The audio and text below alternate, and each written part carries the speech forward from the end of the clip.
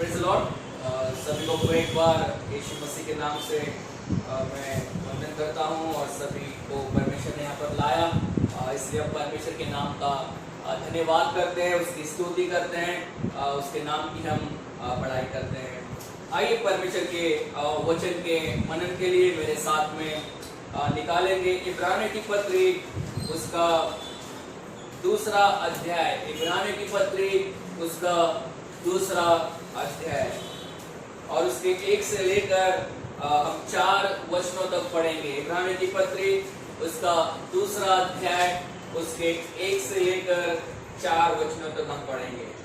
इस कारण चाहिए कि हम उन बातों पर जो हमने सुनी है और भी मन लगाएं, ऐसा न हो कि बहकाकर उनसे दूर चले जाए, क्योंकि जो वचन स्वर्गदूतों के द्वारा कहा गया था, जब वह स्थिर रहा और हर एक अपराध और आज्ञा न मानने का ठीक ठीक बदला मिला, तो हम लोग ऐसे बड़े उद्धार से निश्चित रहकर कैसे बच सकते हैं, जिसकी चर्चा पहले पहल प्रभु के द्वारा हुई और सुनने वालों के द्वारा हमें इसका निश्चय हुआ।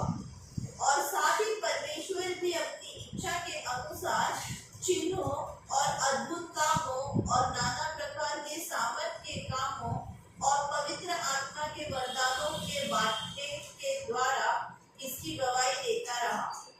हम इब्रानियों की पत्री उसका दूसरा अध्याय में जब आते हैं तो हमें परमेश्वर के वचन में कुछ बातें हम पढ़ते हैं, और जब हम परमेश्वर के वचन में कुछ बातों को पढ़ते हैं तो यहाँ पर इब्रानियों की पत्री में हम 5 ऐसी वार्निंग्स, 5 चेतावनियों को पढ़ते हैं। जब इब्रानियों का लेखक अपने ऑडियंस को लिख रहा है तो अपनी इस किताब में वो 5 अलग अलग प्रकार की चेतावनी को अपने हीरर्स, अपने सुनने वाले को देता है।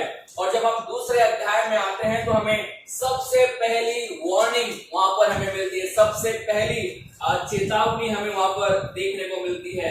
जब हम इब्रानियों की किताब के बारे में बात करते हैं, हम ऑलरेडी इस बात को बहुत बार सुन चुके हैं। इब्रानियों का लेखक जब लिख रहा है वो अपने ऑडियंस को ये बताना चाहता है कि जो यीशु मसीह है वो सबसे सुपीरियर है, वो सबसे श्रेष्ठ है। वो मूसा से, स्वर्गदूतों से, अब्राहम से, वो जितने भी पुराने नियम के संत लोग हैं, बड़े बड़े नाम जो हम जानते हैं, उन सारे लोगों से श्रेष्ठ कौन है? यीशु मसीह है। फिर हम ये भी देखते हैं कि पुराने नियम में बहुत सारे बलिदान, बहुत सारे सैक्रिफाइस, बहुत सारा आराधना का एक सिस्टम था, लेविटिकल सिस्टम था, टेंपल वर्शिप थी। हम वहां पर देखते हैं इब्रानियों का लेखक बोलता है यीशु मसीह उन सारे टेंपल सिस्टम से बहुत श्रेष्ठ है, वर्शिप से बहुत श्रेष्ठ है, लेविटिकल सिस्टम से बहुत श्रेष्ठ है। वो हमारा ऐसा महायाजक है जो हमेशा हमेशा क्या है? जीवित है। तो वो बताते हैं कि यीशु मसीह एक बहुत ही श्रेष्ठ व्यक्ति है।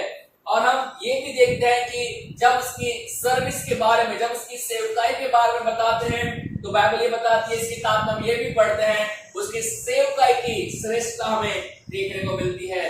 तो यीशु मसीह के स्वभाव की श्रेष्ठता, उसके कामों की श्रेष्ठता और उसकी सेवकाई की श्रेष्ठता को हम इस किताब में देखते हैं।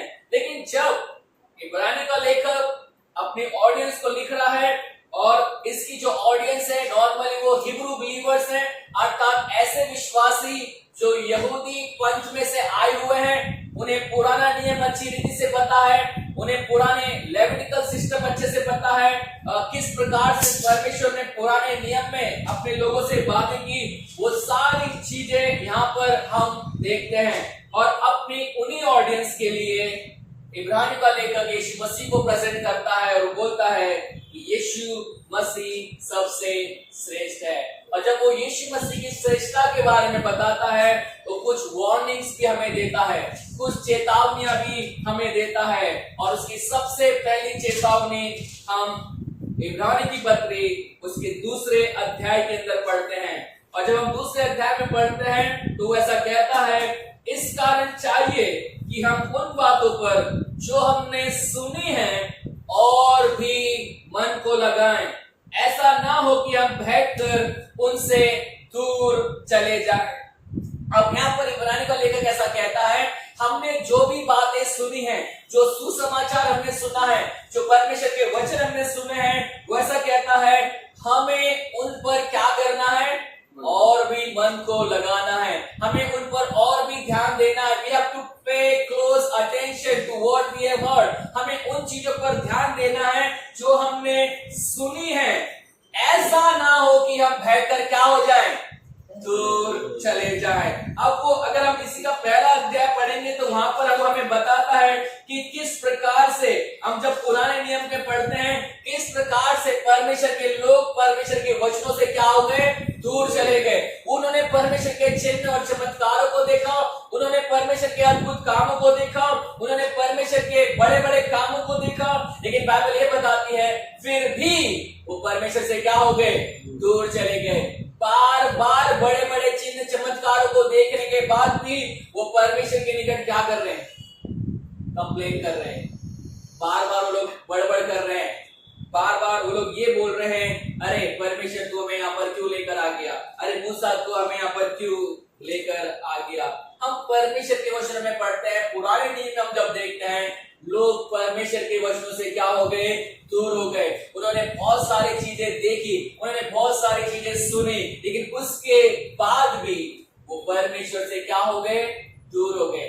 आपको वो स्टोरी पता हो कि जब मूसा पर्वत पर है और परमेश्वर से प्रार्थना कर रहा है 40 दिन, और मूसा का अता पता नहीं है कि मूसा आ रहा है या नहीं आ रहा है। लोग नीचे हैं, उसका वेट कर रहे हैं मूसा कब आएगा, और परमेश्वर मूसा को पर्वत पर क्या दे रहा है, 10 आज्ञाएं दे रहा है, मूसा से बातें कर रहा है। लेकिन जब लोग को लगता है मूसा का क्या हो गया हमें पता नहीं, वो इतना लेट क्यों हो गया, देरी क्यों हो रही है उसके आने में, बाइबल सब बताती है। नीचे जितने भी लोग हैं वो क्या करने लगे, वो उन्होंने एक बछड़े को बनाया, गोल्डन बछड़े को बनाया, और उसकी वो लोग आराधना करने लगे, उसकी वो लोग वर्शिप करने लगे, और वो लोग इस प्रकार से कहने लगे, हे इज़राइल, जो तुझे मिस्र से छुड़ा कर लेके आ गया, ये ही तेरा परमेश्वर है। अर्थात जो इतने चिन्ह चमत्कार उन्होंने देखे, वो थोड़े समय के अंदर उन सारे चिन्ह चमत्कारों को भूल गए, उन बड़े बड़े अद्भुत कामों को भूल गए। किस रीति से उन्होंने लाल समुद्र को पार किया वो भूल गए, किस रीति से उन्होंने स्वर्ग से मन्ना खाया वो भूल गए, किस रीति से परमेश्वर रात में उनके लिए अग्नि का खंभा और दिन में उनके लिए बादल की छाया था, वो सब भूल गए। और तुरंत ही वो परमेश्वर के वचनों से हटकर क्या करने लगे, दूसरी चीजों के अंदर इन्वॉल्व हो गए, परमेश्वर के विरोध में चले गए, बहकर परमेश्वर से दूर चले गए, उसके वचनों से दूर चले गए। और इब्रानी का लेखक उसी बात को याद दिलाते हुए कहता है कि हमें जो बातें सुनी है, हमने जो सुसमाचार सुना है, जिसके वजह से हमारा उद्धार हुआ है, उन बातों को हमें और भी मन लगाकर सुनना है, उन्हें अपने जीवन में लागू करना है। और फिर वो 2 वचन में से कहता है, क्योंकि जो वचन स्वर्गदूतों के द्वारा कहा गया था, जब वो स्थिर रहा और हर एक अपराध और आज्ञा ना मानने का ठीक ठीक बदला मिला, तो हम लोग ऐसे बड़े उद्धार से निश्चित रहकर कैसे बच सकते हैं। अब यहाँ पर इब्रानी का लेखक एक सवाल कर रहा है, और वो सवाल ये है, और जब वो पुराने नियम के लोगों के बारे में बात कर रहा है, वो ऐसा बोलता है, उन्हें स्वर्गदूतों ने कहा, और उस स्वर्गदूतों का वचन क्या था, स्थिर रहा। अर्थात स्वर्गदूतों की उन्होंने सुनी, और उन्होंने स्वर्गदूतों के वचनों को क्या माना, सच माना। और ऐसा लिखा हुआ है, हर एक अपराध आज्ञा ना मानने का उन्हें ठीक ठीक क्या मिला, बदला मिला, है ना। हमें पता होगा बार बार परमेश्वर उन्हें अलग अलग रीति से क्या कर रहा है, बातें कर रहा है। परमेश्वर पुराने नियम में अलग अलग तरीके से बातें करता था, भविष्यवक्ताओं के द्वारा, स्वर्गदूतों के द्वारा, सपनों के द्वारा, ड्रीम्स के द्वारा, विजन्स के द्वारा। लेकिन जब हम इस इब्रानी की पत्री में आते हैं, ऐसा लिखा हुआ है, इसका पहला अध्याय, इसके पहले वचन को पढ़े, पहले और दूसरे वचन को पढ़े। पूर्व युग में परमेश्वर ने बाप-दादों से थोड़ा थोड़ा करके और भांति भांति से भविष्यवक्ताओं के द्वारा बातें कर इन आत्मिक अंतिम दिनों में हमसे पुत्र के द्वारा बातें की, जिससे उसने सारी वस्तुओं का वारिस ठहराया, और उसी के द्वारा उसने सारी परमेश्वर ने पुराने समय में बाप दादों से थोड़ा थोड़ा कर कर क्या की बातें की। और जब यहाँ पर बाप दादों के बारे में बात कर रहे हैं, अब्राहम, इसहाक, याकूब, और ऐसा लिखा हुआ है भांति भांति से भविष्यवक्ताओं के द्वारा की परमेश्वर ने बातें की। लेकिन ऐसा लिखा हुआ है इन अंतिम दिनों में, इन अंत के दिनों में परमेश्वर ने किस से बातें की है? उसके पुत्र यीशु मसीह के द्वारा। अर्थात इब्रानियों का लेखक ये बताना चाहता है कि पुराने समय में स्वर्गदूतों के द्वारा बातें बताई गई, भविष्यवक्ताओं के द्वारा बातें बताई गई, बाप दादों के द्वारा बातें बताई गई, और लोगों ने उन बातों पर क्या किया? विश्वास किया। लोगों ने उन बातों को सच माना, उनके अनुसार उन्होंने एक्ट किया। और जिन्होंने एक्ट नहीं किया, आज्ञा नहीं मानी, उन्हें क्या मिला? दंड भी मिला। अब इब्रानियों का लेखक ये बोलना चाहता है, जब जो वचन स्वर्गदूतों के द्वारा बोला गया, भविष्यवक्ताओं के द्वारा बोला गया, वो सच था, तो सोचो जो वचन यीशु मसीह के द्वारा बोला गया है वो कितना ज्यादा इंपॉर्टेंट होगा, वो कितना ज्यादा सच होगा, वो कितना ज्यादा पावरफुल होगा। और वही बात वो बताना चाहता है, जब हमारे पास में ऐसे शब्द हैं जो डायरेक्ट हमें उसके पुत्र से मिले हैं, जो डायरेक्ट हमें परमेश्वर के पुत्र से मिले हैं, और उसने हमें अंतिम दिनों में बातें की है, तो वैसा कहता है, तो हम लोग ऐसे बड़े उद्धार से निश्चित रहकर कैसे बच सकते हैं? हम कैसे उस बड़े उद्धार को नजरअंदाज कर सकते हैं? हम कैसे उन सुसमाचार के वचनों को नेग्लेक्ट कर सकते हैं? हम कैसे उस वचनों को जो हमने सुना है, जो हमारे उद्धार का वचन है, हम उसको कैसे अनदेखा कर सकते हैं? अब यहाँ पर इब्रानियों का लेखक जो वार्निंग दे रहा है, चेतावनी दे रहा है, उसकी चेतावनी यही है, do not neglect the word of God. परमेश्वर के वचनों को नजरअंदाज मत करो, परमेश्वर के वचनों को अनदेखा मत करो। जब जब उसके वचन हमारे जीवन में आते हैं, जब जब वो उद्धार के वचन हमारे पास में आते हैं, वो ये बोलना चाहता है, हम उससे बचकर रह नहीं सकते, हम उनसे बच सकते नहीं हैं। इसलिए हमारा काम है कि हमें और भी ध्यान देना है, हमें और भी मन लगाना है, जिससे हम उन वचनों के अंदर क्या रहे? बने रहे। और ऐसा लिखा हुआ है, ये उद्धार के वचन जिसकी चर्चा पहले से प्रभु के द्वारा की गई, सुनने वालों के द्वारा हमें इसका निश्चय हुआ, और साथ ही साथ परमेश्वर भी अपनी इच्छा के अनुसार चिन्हों, अद्भुत कामों और नाना प्रकार की सामर्थ्य कामों और पवित्र आत्मा के वरदानों के बांटने के द्वारा इसकी गवाही देता रहा। अर्थात वो ये बोलना चाहता है, जब हम इन वचनों के बारे में बात कर रहे हैं, जब हम इस सुसमाचार के बारे में बात कर रहे हैं, ये सुसमाचार कैसे हैं? परमेश्वर की इच्छा से चिन्ह, चमत्कार, अद्भुत काम, सामर्थ्य काम, पवित्र आत्मा के वरदान बांटने के द्वारा ये वचन को कंफर्म किया गया है। ये वचन ऐसी वचन नहीं है, मनुष्य के वचन नहीं है, ये किसकी ओर से मिले हैं? हमें परमेश्वर की ओर से मिले हैं। और ये वचन परमेश्वर की ओर से मिले हैं, इसकी क्या कंफर्मेशन है? क्योंकि इन वचनों के अंदर हमने क्या होते देखा है? चिन्ह और चमत्कार, पवित्र आत्मा के दान लोगों को मिले हैं। इब्रानियों का लेखक परमेश्वर के कामों को, सुसमाचार के कामों को, जो सुसमाचार के द्वारा हुए लोग के जीवन बदले हैं, उनके जीवन में उद्धार आया है, उन सारी चीजों को जब वो देखता है तो ये बोलना चाहता है, हम इस बड़े उद्धार से निश्चित रहकर कैसे बच सकते हैं? हम कभी भी अपने उद्धार को नजरअंदाज नहीं कर सकते, हम कभी भी अपने उद्धार को अनदेखा नहीं कर सकते, हम कभी भी अपने उद्धार को नेग्लेक्ट नहीं कर सकते हैं। आज मसीहत के अंदर हम ये चीज को देखते हैं कि हम अपने उद्धार के बारे में बहुत ज्यादा कैजुअल हो जाते हैं, हम अपने उद्धार के बारे में निश्चित हो जाते हैं बहुत बार। अरे मेरा तो उद्धार हुआ है, कुछ फर्क नहीं पड़ता। अरे मेरा तो उद्धार हुआ है, आज मैं चर्च में नहीं जाऊंगा तो कुछ फर्क नहीं पड़ने वाला। अरे मेरा तो उद्धार हुआ है, आज मैं बाइबल नहीं पढ़ूंगा, कुछ फर्क नहीं पड़ने वाला। अरे मेरा तो उद्धार हुआ है, आज मैं प्रार्थना नहीं करूंगा, कुछ फर्क नहीं पड़ने वाला। धीरे धीरे ये सारी चीजें हमारे मन में, हमारे दिलों में, हमारे हृदय, हमारे जीवन में आ जाती हैं, और हम धीरे धीरे परमेश्वर से क्या होने लगते हैं? दूर होने लगते हैं। क्या हम एक ही बार में परमेश्वर से दूर हो जाते हैं? नहीं। आज हमारा प्रार्थना में मन नहीं लगता, हम लोग बोलेंगे अरे आज मेरा प्रार्थना में मन नहीं लग रहा है, तो मैं आज क्या नहीं करूंगा? प्रार्थना नहीं करूंगा। और धीरे धीरे क्या होता है? हमारा मन प्रार्थनाओं में नहीं लगता है। हम धीरे धीरे संगति में आना छोड़ देते हैं, हम धीरे धीरे संगति से दूर भागने लगते हैं। और ये सारी चीजें एक साथ नहीं होती हैं। ये सारी चीजें कैसे होती हैं? ग्रेजुअली होती हैं। धीरे धीरे हमारे जीवन के अंदर ये नेग्लिजेंस और ये अनदेखापन आ जाता है। हम आत्मिक चीजों को नजरअंदाज करने लगते हैं, हम संसारिक चीजों को ज्यादा महत्व देने लगते हैं और हम आत्मिक चीजों को कम महत्व देने लगते हैं। और ये बुलाने का लेखक हमें वही चेतावनी दे रहा है, जब तुम इस संसार में हो, जब तुम इस संसार में मसीह जीवन जीते हो, तो मसीह जीवन को हमें हल्के में लेना नहीं है। मसीह जीवन केवल एक दिन का जीवन नहीं है कि हम संडे को आते हैं, आराधना करते हैं, वचन को सुनते हैं, घर पे जाते हैं, बस। मसीह जीवन संडे संडे जीने वाला जीवन नहीं है।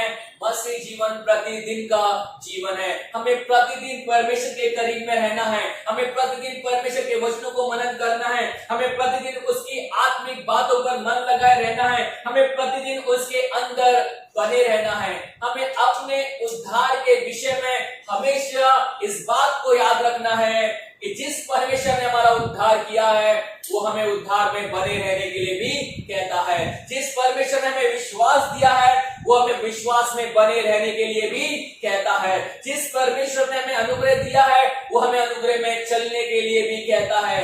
मसीह जीवन केवल एक वन टाइम का जीवन नहीं है कि आपका बस एक वन टाइम आपने जब विश्वास किया, उस टाइम आपका उद्धार हो गया, बैप्टिज्म हो गया, सब कुछ हो गया और उसके बाद में खत्म। नहीं, उस समय से हमारा मसीह जीवन क्या होता है?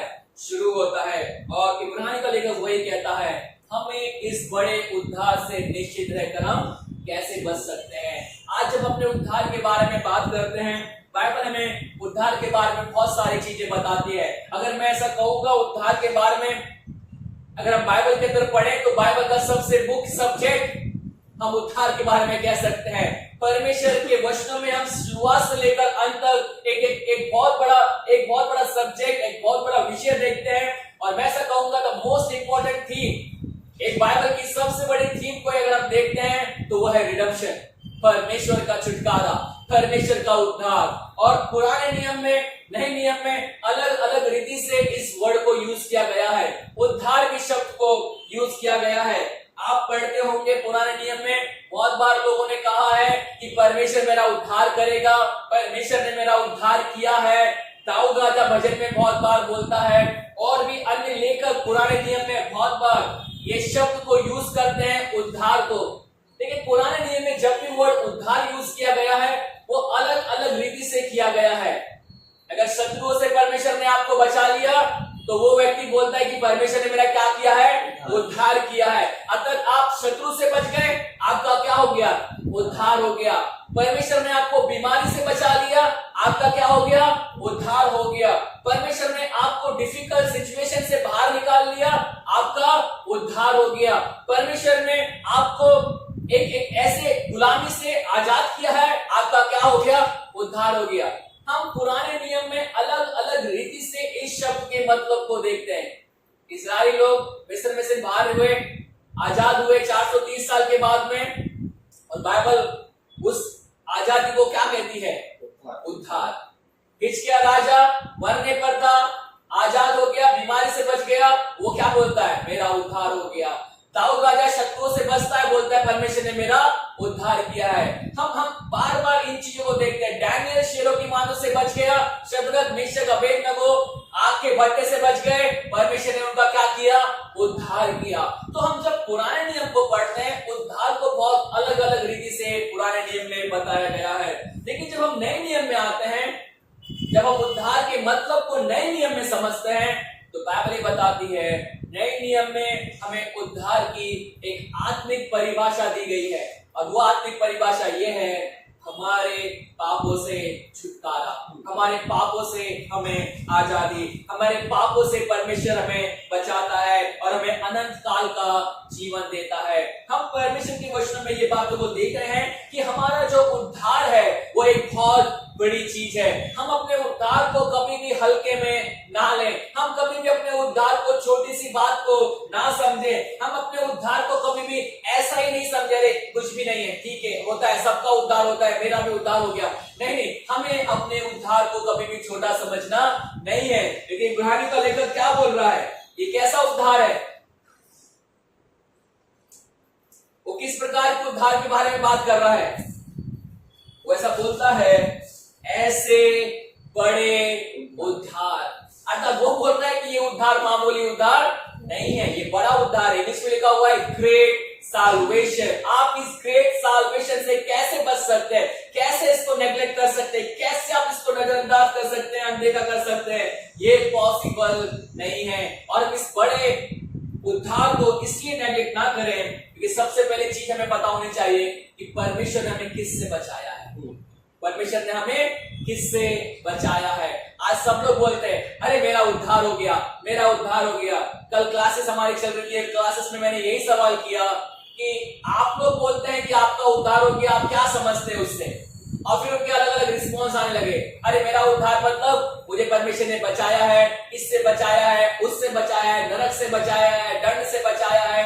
बाइबल में जब हम देखते हैं तो हम जब परमेश्वर के वचनों में पढ़ते हैं, हमें सबसे पहले चीज ये पता होनी चाहिए कि हमारा उद्धार किससे हुआ है। What are we saved from? हम किस बात से हमारा छुटकारा हुआ है, किस बात से हमें बचाया गया है? अगर हम बाइबल के अंदर पढ़ेंगे तो बाइबल में बताती है परमेश्वर ने हमें एक चीज से बचाया है। और पता वो एक चीज क्या है? रोमियो की पत्री उसका 5 अध्याय उसके 9 वचन को पढ़ें। रोमियो की पत्री 5 अध्याय उसके 9 वचन से। रोमियो की पत्री 5 अध्याय उसके 9 वचन से। अतः जबकि हम अब उसके लहू के कारण धर्मी ठहरे, तो उसके द्वारा परमेश्वर के क्रोध से क्यों न बचेंगे? अब रोमियो की पत्री में पौलुस ऐसा कहता है कि हम यीशु मसीह के लहू के द्वारा क्या ठहरे हैं? धर्मी ठहरे हैं। और इसलिए कि हम यीशु मसीह के लहू के द्वारा धर्मी ठहरे हैं, हम किसके क्रोध से बचेंगे? परमेश्वर के क्रोध से बचेंगे। तो यहाँ पर पौलुस बोलता है कि हमारा जब उद्धार हुआ है, हमारा उद्धार किससे हुआ है? परमेश्वर के क्रोध से हमारा उद्धार हुआ है। एक और वचन को हम पढ़ेंगे, 1 थेस्सलोनियन और उसका फिर से 5 अध्याय 9 वचन। रोमियो की पत्री 5 अध्याय 9 वचन में पौलुस बोलता है हमारा उद्धार परमेश्वर के क्रोध से हुआ है। 1 थेस्सलोनियन के अंदर 5 अध्याय 9 वचन के अंदर भी पौलुस उसी प्रकार से ऐसा बोलता है। पढ़े उसको। क्योंकि परमेश्वर ने हमें क्रोध के लिए नहीं, परमेश्वर ने हमें क्रोध के लिए नहीं, परंतु इसलिए ठहराया है कि हम अपने प्रभु यीशु मसीह के द्वारा उद्धार प्राप्त करें। अभी बाइबल ही बताती है परमेश्वर हमें क्रोध के लिए, लेकिन इसलिए ठहराया कि हम उद्धार को प्राप्त करें। लेकिन उस उद्धार को प्राप्त करने से पहले हमारे जीवन में क्या है? परमेश्वर का क्रोध है। बाइबल ये बताती है जब हम अपने जीवन में इस उद्धार को देखते हैं कि किससे परमेश्वर ने हमें बचाया है, तो बाइबल सबसे पहले चीज हमें ये बताती है परमेश्वर ने हमें अपने क्रोध से बचाया है, परमेश्वर ने हमें अपने न्याय से बचाया है, परमेश्वर ने हमें अपने जजमेंट से बचाया है। और ये जजमेंट हमारे ऊपर क्यों आता है?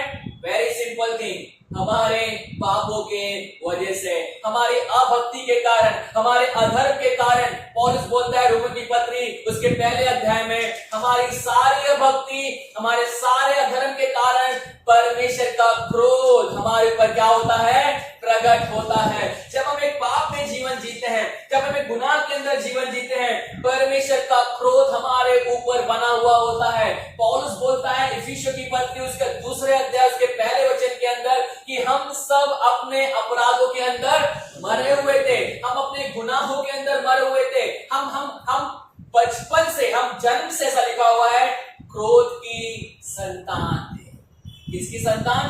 क्रोध की संतान। जब हमारा उद्धार नहीं हुआ हम क्रोध की संतान, जब हमारा उद्धार नहीं हुआ था हम किसके अंदर थे? क्रोध के अंदर थे। किसका क्रोध हमारे ऊपर था? परमेश्वर का क्रोध हमारे ऊपर था। हमारा क्रोध, परमेश्वर का क्रोध हमारे ऊपर क्यों आता है? हमारी सारी अभक्ति, हमारे सारे अधर्म की वजह से परमेश्वर का क्रोध हमारे ऊपर आता है। हमने भजन के अंदर पढ़ा, राइट? जो भजन हमारे सामने आज है, भजन संहिता 38 उसके अंदर दाऊद राजा भजन में क्या बोलता है?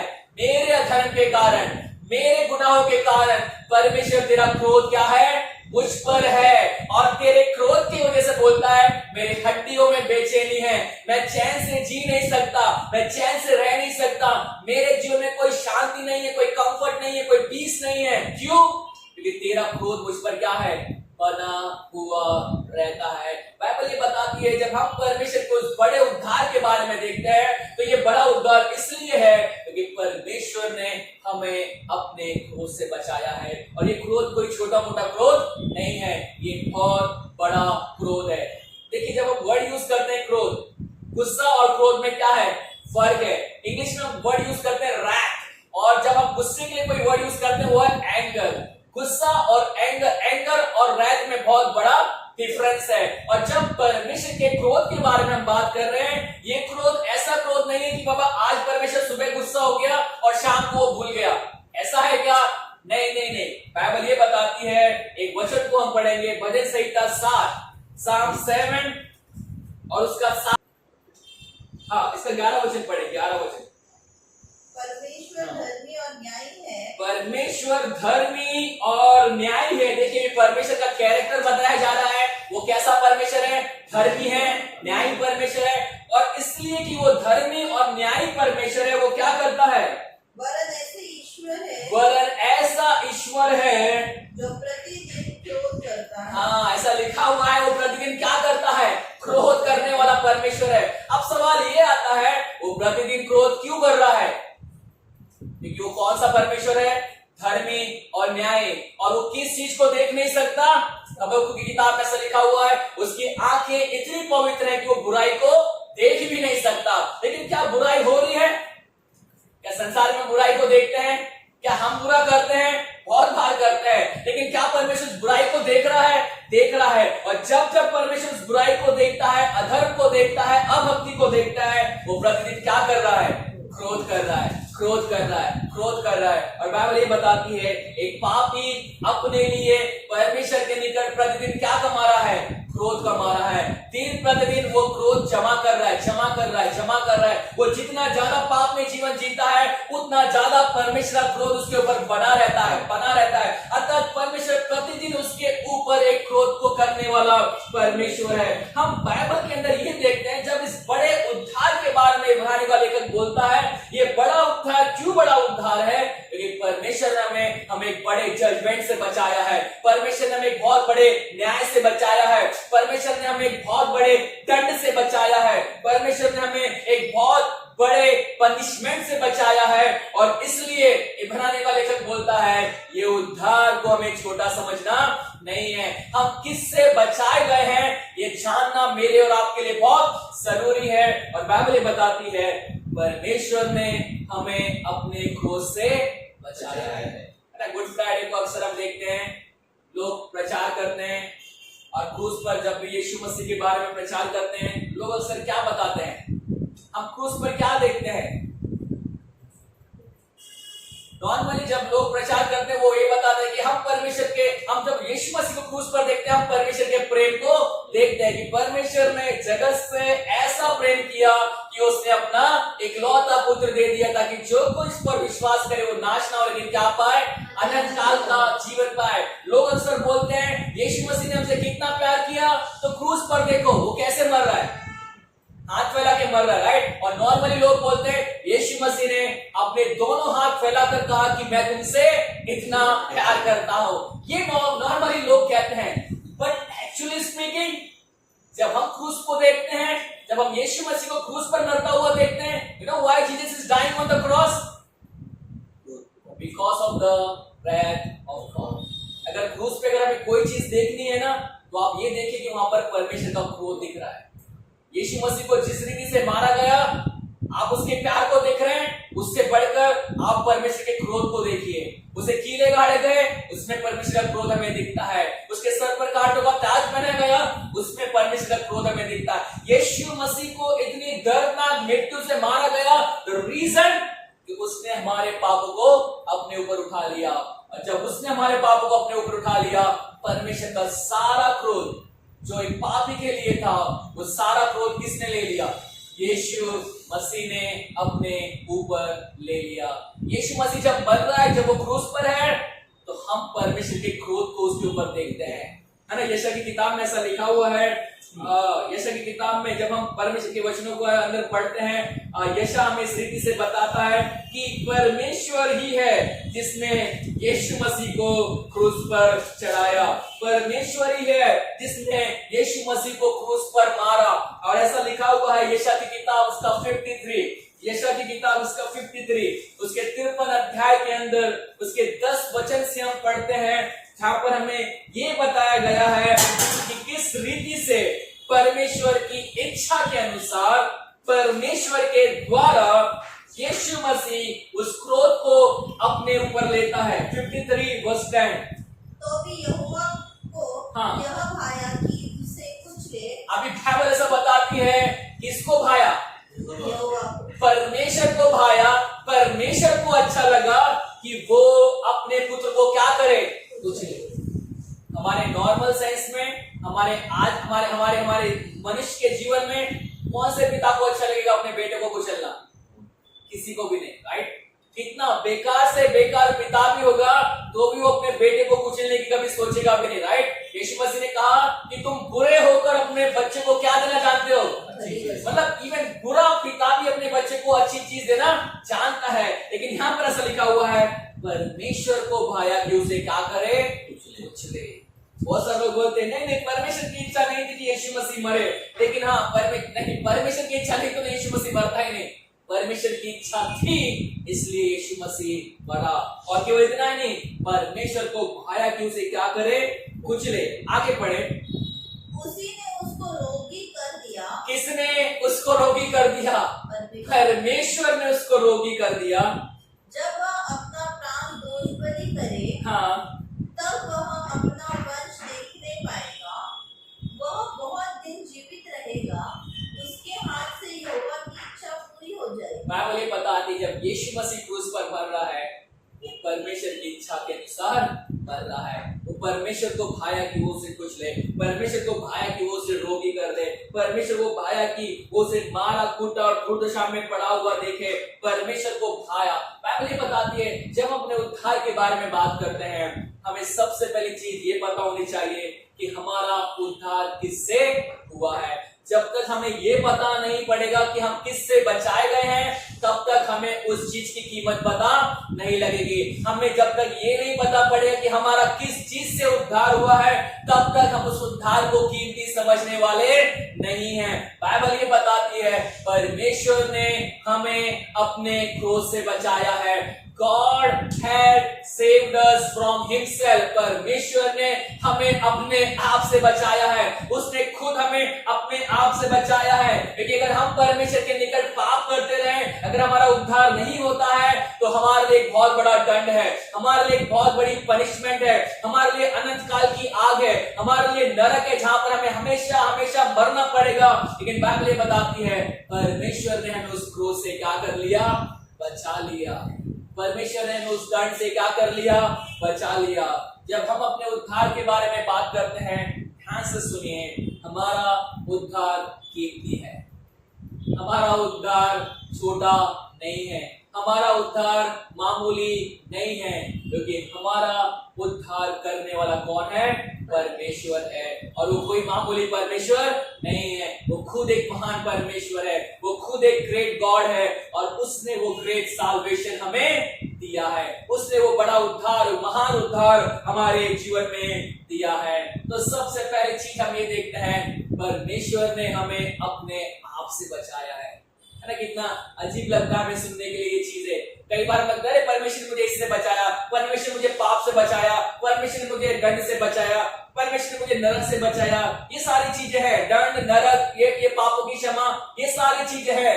लेकिन अगर सबसे पहले मैं कहूंगा परमेश्वर ने हमें किससे बचाया है तो मैं ये कहूंगा कि उसने हमें खुद अपने आप से बचाया है। क्योंकि इब्रानी का लेखक बोलता है परमेश्वर के हाथ में पड़ना क्या है? भयानक बात है। और एक व्यक्ति जब उसके हाथ में पड़ गया उसे छुड़ाने वाला कोई भी नहीं है। कोई भी ताकत एक व्यक्ति को परमेश्वर के हाथ से छुड़ा सकती नहीं है।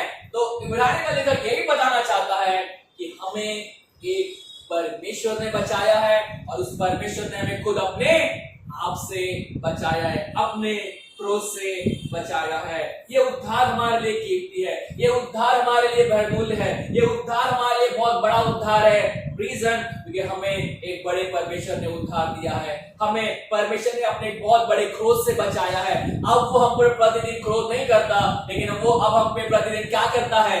अनुग्रह करता है। अब वो हम पे प्रतिदिन क्या करता है? अपनी दया दिखाता है। जब हम यीशु मसीह के पास में आते हैं, परमेश्वर अपने क्रोध को निकालकर अपनी दया को हमारे जीवन में देता है, अपने अनुग्रह को हमारे जीवन में देता है, अपने प्रेम को हमारे ऊपर उंडेलता है। और बाइबल ये बताती है ये उद्धार हमारे लिए बहुत बड़ा उद्धार है। तो परमेश्वर ने हमें एक बहुत बड़े दंड से बचाया है, अपने क्रोध से हमें बचाया है। दूसरी बात हम अपने उद्धार के बारे में ये देखते हैं कि परमेश्वर ने हमें किसके अंदर बचाया है, कौन से व्यक्ति के अंदर परमेश्वर ने हमारा उद्धार किया है। सबसे पहली चीज, क्या हम अपना उद्धार खुद कर सकते हैं? क्या एक पापी अपने आप को अपने पापों से बचा सकता है? क्या एक पापी खुद बलिदान होकर अपने पापों के लिए बलिदान को दे सकता है? नहीं। बाइबल ये बताती है एक पापी अपना उद्धार कर सकता नहीं है। एक कोई दूसरे मनुष्य के लिए बलिदान दे, वो भी उसका उद्धार कर सकता नहीं है। हमारा उद्धार के बारे में जब हम बात करते हैं तो बाइबल हमें ये बताती है हमारा उद्धार परमेश्वर के पुत्र यीशु मसीह के अंदर हुआ है। हमारा उद्धार परमेश्वर के पुत्र यीशु मसीह के लहू के द्वारा हुआ है। और पतरस ऐसा बोलता है तुम्हारा उद्धार सोने चांदी से नहीं, लेकिन किससे हुआ है? लहू के द्वारा, बहुमूल्य लहू के द्वारा हुआ है। और ये बहुमूल्य ये कीमती लहू किसका लहू है? यीशु मसीह का लहू है। अर्थात वो ये बताना चाहता है जिसने तुम्हारे पापों की क्षमा के लिए, जिस व्यक्ति ने तुम्हारे उद्धार के लिए अपनी जान दी है, वो कोई मामूली व्यक्ति नहीं है। वो खुद परमेश्वर का पुत्र होकर इस संसार में आया, उसने मनुष्य रूप को धारण किया, उसने पृथ्वी पर एक पवित्र जीवन जिया, वो परमेश्वर की इच्छा और आज्ञा के अनुसार चला। और बाइबल ये बताती है पवित्र शास्त्र के अनुसार उसने अपनी मृत्यु को सहा, क्रूस पर मरा और वो 3 दिन के बाद जी उठा। और बाइबल ये बताती है वो फिर से आने वाला है। जब हम उस यीशु मसीह की ओर देखते हैं, बाइबल ये बताती है हमारा उद्धार उस यीशु मसीह के अंदर हुआ है, हमारा साल्वेशन उस यीशु मसीह के अंदर हुआ है। हमारे जीवन के अंदर पापों की क्षमा, हमें परमेश्वर के क्रोध से अगर बचाने वाला कोई है, वो खुद परमेश्वर का पुत्र यीशु मसीह है। और उसने अपने कीमती लहू के द्वारा हमारे जीवन में क्या लेकर आया है? उद्धार लेकर आया है। बाइबल ये बताती है, हम पढ़ते हैं ऐसा लिखा हुआ है जो पाप से अज्ञात था उसी को हमारे लिए परमेश्वर ने क्या ठहराया? पाप ठहराया, ताकि हम उसके अंदर क्या ठहरे? धर्मी ठहरे। अतः जिसे पाप के बारे में कुछ पता भी नहीं था, वो व्यक्ति हमारे लिए क्या बन गया? पाप बन गया। और उस पाप के कारण परमेश्वर क्रोध किसके ऊपर आया? यीशु मसीह के ऊपर आया। और उस क्रोध के कारण तो यीशु मसीह ने अपने ऊपर ले लिया। मैं और आप आज क्या है? धर्मी। परमेश्वर की नजर में हम पवित्र लोग हैं, परमेश्वर की नजर में हम धर्मी लोग हैं। बाइबल ये बताती है किस रीति से हमारा उद्धार हुआ है? यीशु मसीह के द्वारा हमारा उद्धार हुआ है।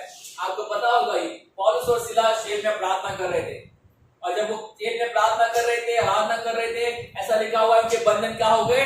खुल गए। और जब उनके बंधन खुल गए तो जो जेलर था वो अपने आप को मारने की कोशिश करने वाला था, क्योंकि उसे लगा कि सारे कैदी क्या हो गए? भाग गए।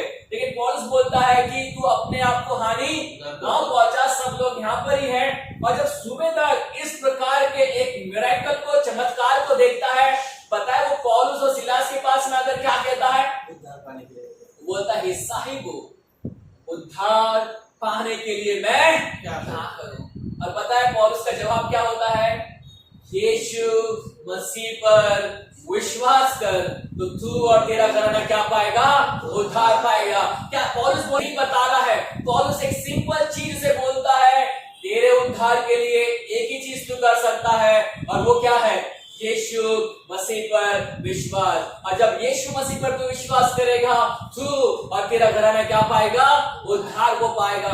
बाइबल ये बताती है हमारा उद्धार केवल यीशु मसीह पर विश्वास करने के द्वारा हुआ है। हमारा उद्धार केवल यीशु मसीह के ऊपर, उसके कामों के ऊपर, उसके बलिदान के ऊपर, उसने जो लहू हमारे लिए बहाया है उस पर विश्वास करने के द्वारा हुआ है। और बिना उस विश्वास के द्वारा हमारा उद्धार हो सकता नहीं है। और इसलिए इब्रानी का लेखक बोलता है ये उद्धार बहुत कीमती उद्धार है, ये उद्धार बहुत बड़ा उद्धार है। क्यों? क्योंकि हमारा छुटकारा कीमती लहू के द्वारा हुआ है, बहुमूल्य लहू के द्वारा हुआ है। इंग्लिश में से लिखा हुआ है the precious blood of Christ. Yeshu Masih के बहुमूल्य लहू के द्वारा हमारा उद्धार हुआ है। हम कभी भी उस उद्धार की कीमत लगा नहीं सकते, हम कभी भी उस उद्धार को पैसों में आंक नहीं सकते, हम कभी भी उस उद्धार को, हम कितना भी कुछ भी दे दे, हम उस उद्धार को रिकम्पेंस करने के लिए, कंपेंसेट करने के लिए हम कुछ भी कर सकते नहीं है। बाइबल ये बताती है उस उद्धार के लिए केवल हम एक ही चीज कर सकते हैं, पता है क्या? हम उस परमेश्वर की आराधना कर सकते हैं, उसकी स्तुति कर सकते हैं। कितना महान परमेश्वर है जिसने हमें उस महान उद्धार को दिया है, कितना महान उद्धार करता है जिसने अपना कीमती लहू बहाकर हमें उद्धार दिया है। वो कितना महान सेवियर है जिसकी वजह से आज मैं और आप परमेश्वर के करीब में आ सकते हैं। We can draw near to God, we have access to God, we have peace with God, we are united to God in and only in Jesus Christ। केवल और केवल किसके अंदर? यीशु मसीह के अंदर। बाइबल बताती है परमेश्वर ने सबसे पहले हमें अपने क्रूस से बचाया है। दूसरी बात, परमेश्वर ने हमें यीशु मसीह के अंदर बचाया है, यीशु मसीह के अंदर उसने हमारा उद्धार किया है। और बाइबल ये कहती है तीसरी बात, परमेश्वर ने हमें क्यों बचाया है? We are saved by God, from God, और ऐसा लिखा हो गया saved for God।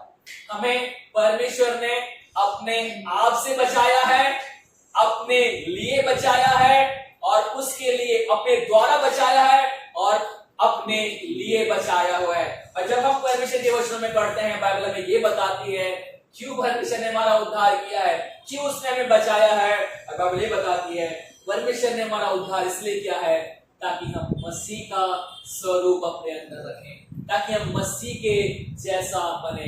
पौलुस बोलता है जब तक तुम में मसीह का स्वरूप ना बन जाए, जब तक तुम्हारे अंदर मसीह का चाल चलन ना आ जाए, जब तक तुम्हारे अंदर मसीह का रूप ढाल चाल नहीं आ जाती, मैं क्या करता हूँ? वो बोलता है मैं जच्चा किसी पीड़ा को सहता हूँ, मैं तुम्हारे लिए दुख उठाता हूँ, मैं तुम्हारे लिए परिश्रम करता हूँ, मैं तुम्हारे लिए मेहनत करता हूँ, मैं तुम्हारे लिए हर प्रकार की वेदना से होकर जाता हूँ। और एक ही उद्देश्य है, उद्देश्य क्या है?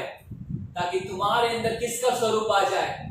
यीशु मसीह का स्वरूप आ जाए। बाइबल ये बताते फिलिप्पी की पत्री में पौलुस कहता है मसीह का जैसा मसीह यीशु का स्वभाव था वैसा ही तुम्हारा भी स्वभाव हो। पतरस की किताब में पतरस बोलता है कि यीशु मसीह में पद चिन्ह देकर गया है, he has given us footstep, वो हमें फुटस्टेप देकर गया है, पद चिन्ह देकर गया है। अब हमारा काम है किस पर चलना? उन पद चिन्हों पर चलना जो यीशु मसीह ने हमारे लिए देकर गया है। अर्थात पूरी बाइबल में हम पढ़ते हैं अगर हमारा उद्धार किसी चीज के लिए हुआ है, हाँ हम ये जानते हैं कि हमारा उद्धार बहुत सारे कामों के लिए हुआ है, हमें परमेश्वर के अंदर भले कामों के लिए परमेश्वर ने सृजा है, उसकी सेवकाई के लिए हमें चुना है, उसकी आराधना के लिए उसने हमें चुना है। लेकिन सबसे इंपॉर्टेंट चीज अगर हम हमारे जीवन में देखते हैं जिसके लिए हमारा उद्धार किया गया है, तो बाइबल ये बताती है हमारा उद्धार हमें मसीह के जैसा बनाने के लिए किया गया है, हमें मसीह के जैसा स्वरूप रहने के लिए किया गया है। बाइबल ये बताती है पुराने नियम में जब हम पढ़ते हैं उत्पत्ति की किताब में, हमने जो आदम में खो दिया, रोमे की पत्री पौलुस बोलता है हमने जो आदम के अंदर खो दिया अब वो हम किसके अंदर पाते हैं? यीशु मसीह। बाइबल ये बताती है आदम को परमेश्वर ने किस रीति से बनाया? वो बोलता है आओ हम मनुष्य को अपने स्वरूप और अपनी समानता के अंदर बनाए। और बाइबल ये बताती है पाप के कारण वो स्वरूप और वो समानता क्या हो गई? खत्म हो गई, लॉस्ट, कंप्लीटली लॉस्ट। और पौलुस बोलता है एक आज्ञा ना मानने के द्वारा क्या आया? पाप इस संसार में आया, और पाप के कारण क्या आई? मृत्यु आई। और मृत्यु क्यों आई? क्योंकि सबने और सब परमेश्वर की महिमा से रहित है। लेकिन एक व्यक्ति की आज्ञा मानने से क्या हुए? और सारे लोग धर्मी ठहरे। और बाइबल बताती है वो एक व्यक्ति कोई और नहीं, मेरा और आपका उद्धारकर्ता यीशु मसीह है। वो इसलिए पापी बना ताकि मैं और आप उसके अंदर धर्मी बन जाए। जो पाप से अज्ञात था वो हमारे लिए पाप बना ताकि ताकि हम परमेश्वर के अंदर क्या बन जाए, धर्मी बन जाए। वो हमारे पापों के कारण मारा गया, गाड़ा गया और तीसरे दिन फिर जी उठा, ताकि हम उस यीशु मसीह के अंदर हमेशा हमेशा परमेश्वर के साथ में रह सकें। बाइबल ये बताती है जब परमेश्वर ने हमारा उद्धार किया है, जब परमेश्वर ने हमें बचाया है, जब परमेश्वर ने हमारे जीवन को हमें दंड से बचाया है, उसके क्रोध से उसने हमें बचाया है, उसने हमें इसलिए बचाया है ताकि हम किसके जैसा बने, यीशु के जैसा, है ना। वो गीत को भी गाते हैं, तेरे जैसा मैं बनना चाहता हूँ, तेरे जैसा मैं देखना चाहता हूँ। अगर परमेश्वर हमें किसी को देखना चाहता है तो केवल यीशु मसीह को। अगर परमेश्वर हमारे अंदर कोई स्वरूप, कोई स्वभाव को देखना चाहता है तो केवल यीशु मसीह के स्वरूप और स्वभाव को देखना चाहता है। इससे बढ़कर परमेश्वर हमारे अंदर कुछ भी देखना चाहता नहीं है। पौलुस बोलता है कोलोसी के अंदर कि तुम्हारा जीवन मसीह के अंदर क्या है, छुपा हुआ है। जब परमेश्वर तुम्हें देखता है तो वो तुम्हें नहीं देखता, वो किसे देखता है, यीशु मसीह को तुम्हारे अंदर देखता है। और यीशु मसीह को देखने के कारण ही परमेश्वर हमें क्या करता है, प्रेम करता है। परमेश्वर हमसे क्या करता है, हम पर अनुग्रह करता है। परमेश्वर अपनी दया हम पर करता है। The only reason that we are saved, it is because of Christ. The only reason that we have found grace, it is only because of Christ. हमने परमेश्वर का अनुग्रह, परमेश्वर की दया, उसका उद्धार केवल इसलिए पाया है कि यीशु मसीह हमारे पापों के लिए मारा गया। आपको पुराने नियम में वो स्टोरी पता होगी, जब परमेश्वर ने इस्राएल को कहा कि तुम सब अपने अपने घराने के लिए एक मेमने को क्या करना, बलिदान करना।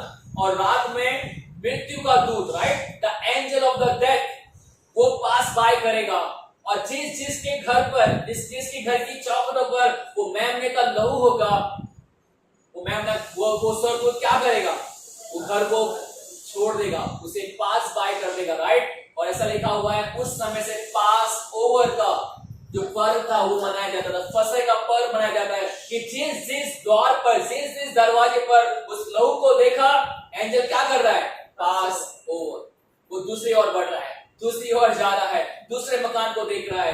बाइबल यही बताती है हमारा उद्धार जब हुआ है, परमेश्वर हमारे ऊपर किसके लहू को देखता है, यीशु के लहू को। और वो देखता है कि इसका छुटकारा यीशु के लहू में हुआ है, इसका छुटकारा मेरे पुत्र के लहू के द्वारा हुआ है। और वो हमें क्या कर देता है, पास ओवर, वो हमें छोड़ देता है, वो हमें बचा लेता है, वो हमारा उद्धार करता है। बाइबल ये बताती है सबसे पहली चीज हमें इस बात को ध्यान में रखना है हमारे उद्धार के बारे में, परमेश्वर ने हमें किससे बचाया है। और बाइबल ये बताती है उसने हमें अपने क्रोध से बचाया है, उसने हमें अपने न्याय से बचाया है, उसने हमें अपने दंड से बचाया है। वो प्रतिदिन क्रोध करने वाला परमेश्वर है, लेकिन अब हम पर वो प्रतिदिन क्या करता है, अनुग्रह करता है, दया करता है। फिर सेकेंडली हम ये देखते हैं उसने किसके अंदर हमें बचाया है।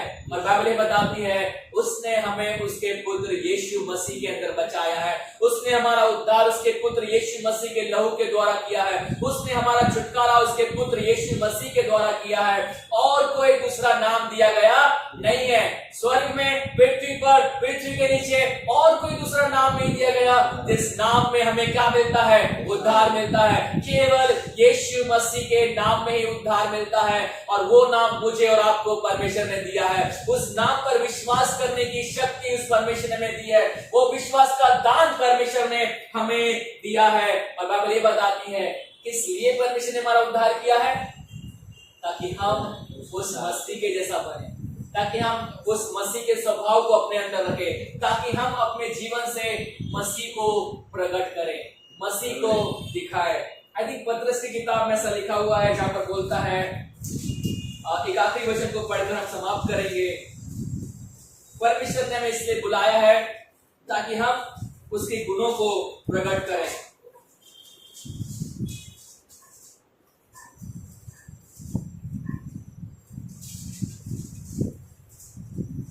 पहला पतरस की किताब उसका दूसरा अध्याय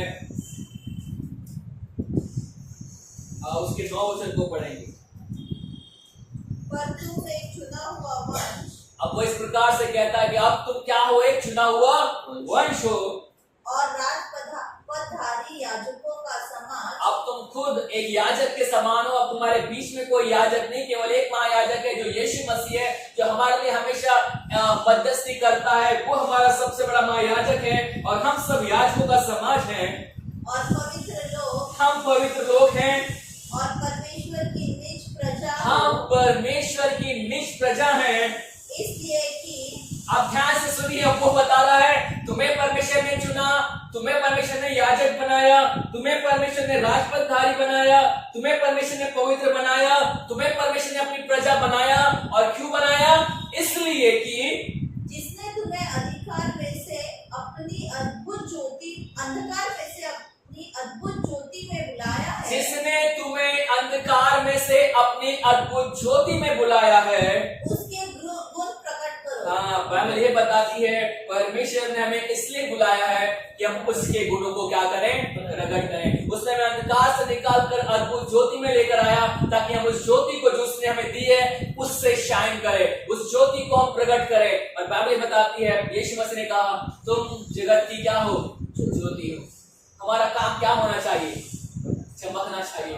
हम मसीह के लिए चमकना जरूरी है, हमें मसीह के लिए उसके गुणों को प्रकट करना जरूरी है। और पतरस वही बोलता है, हमारा उद्धार हमारे गुणों को प्रकट करने के लिए नहीं, हमारे टैलेंट को दिखाने के लिए नहीं, हम कितने महान है ये दिखाने के लिए नहीं, हमारा उद्धार इसलिए हुआ है ताकि हम लोगों को ये बताएं हमारा परमेश्वर कितना महान है, हमारा उद्धारकर्ता कितना महान है, हमारा उद्धार कितना महान है। और बाइबल ये बताती है जब हम इन चीजों को अपने जीवन में रखेंगे, हम अपने उद्धार को कभी भी नेग्लेक्ट नहीं करेंगे, उस उद्धार को हम कभी भी छोटा नहीं समझेंगे, उस उद्धार के विषय में कभी हम निश्चिंत नहीं रहेंगे। नहीं उद्धार हो गया, कोई प्रॉब्लम नहीं, ठीक है चलता है, कोई बात नहीं। नहीं हमें अपने उद्धार के विषय में गंभीर रहना बहुत जरूरी है। हमें अपने उद्धार के विषय में निश्चित रहना बहुत जरूरी। हमें हमेशा सोचना है कि हम कैसे इस उद्धार में और बढ़ सकते हैं, हम कैसे अपने उद्धार के काम को पूरा कर सकते हैं। राइट, फिलिप्पी की पत्री में पौलुस बोलता है कि अपने उद्धार का काम क्या करते जाओ?